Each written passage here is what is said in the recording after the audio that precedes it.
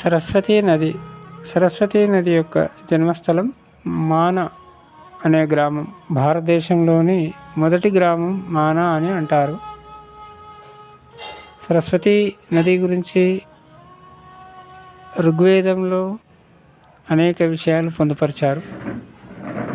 అయితే ఈ యొక్క మానా నది అంతర్వాహినిగా ప్రవహిస్తూ ప్రయాగరాజులో త్రివేణి సంగమంలో గంగా యమునతో అంతర్వాహినిగా మనకు దర్శనమిస్తుంది. ప్రయాగరాజులో పూర్వకాలంలో పరశురాముడు కూడా దుష్ట సంహరణ చేసిన తర్వాత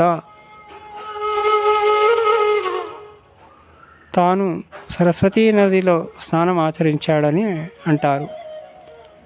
అలాగే వ్యాస భగవానుడు కూడా మహాభారతాన్ని చెబుతూ ఉండగా గణేశ భగవానుడు ఈ మాన సమీపంలో గల సరస్వతీ నది ఒడ్డున ఒక గుహలో వ్రాసాడు అని అంటారు.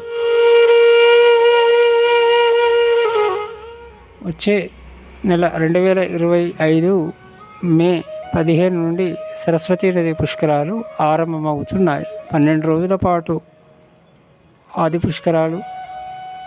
సంవత్సరాంతం ఆ నది మీద పుష్కరం ఉంటుంది కాబట్టి సరస్వతీ నది స్నానం ఆచరించినట్టయితే కూడా అనేక విశేష ఫలములు కలుగును.